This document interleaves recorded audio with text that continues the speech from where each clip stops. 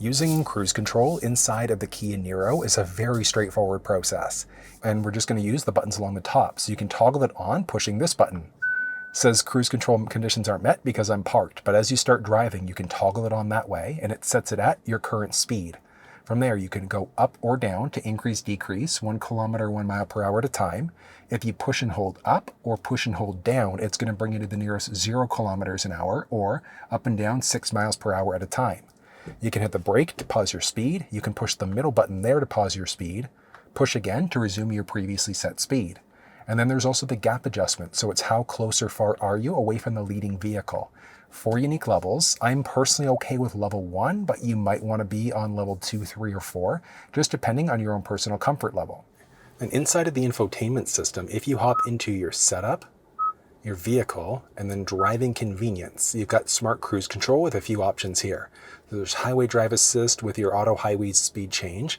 If the vehicle recognizes the speed goes, let's say from 60 up to 80, you can push up in order to increase your speed. If it goes from 80 down to 60, you can push down to decrease your speed. And then with the smart cruise control system, there are a few different options. So how close or far do you want to be from that leading vehicle? So you can adjust it this way. Your easiest option is just by tapping the button on the steering wheel though. Then you can also increase or decrease the acceleration and then the reaction speed of the system. I personally find this setup, so the default is okay, but you can make it quicker, faster, slower, etc., just based off of your own personal comfort level. And then there's also this little feller, and that's a lane follow assist. So there's a lane keeping system and a lane follow assist. So with the lane keeping system, if you start to veer over into a lane without signaling, it nudges you back into your lane. But with the lane follow assist system enabled, if the vehicle recognizes the lane markings, it's not self-driving but it gets really close. So it's going to keep you perfectly balanced in your lane as long as those lane markings are recognized. It is a brilliant system. So when you use these in tandem, they're phenomenal. But here's the thing, just because they're there doesn't mean that you can just not pay attention as you drive. So these systems are great, but what I'd recommend is actively using them, because I use adaptive cruise control or the smart cruise all the time, whether I'm on residential streets, highways, etc. So let's go through a live demonstration and I'll show you how it works.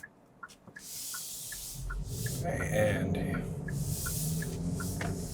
this is perfect. Here we go. So let's go ahead, back up, and we're just cruising at 50, and it does recognize the lane markings. So as long as it recognizes the lane markings, you can keep your hands off the steering wheel for a bit. Eventually, you will get a message inside of the cluster telling you that you've got to put your hands back on the steering wheel. But it's a phenomenal system. So you increase, decrease, 1 kilometer, 1 mile per hour at a time, up and down this way. You've got your gap adjustment there, and the vehicles in front of me are starting to slow down. So you'll notice that it's going to start braking for me too. You can overwrite this at any point in time if you'd like. So rather than just kind of waiting for things to happen, you can hit the brake. If you hit the brake, you've got to then push the button in the middle there in order to resume your previously set speed. You've got your gap adjustment there, so 4 unique levels. I'm personally okay level 1 on the majority of streets, but you might be more comfortable level 2, 3, or 4, just depending on what you're personally okay with. Toggling it on off this way stops it, back on again.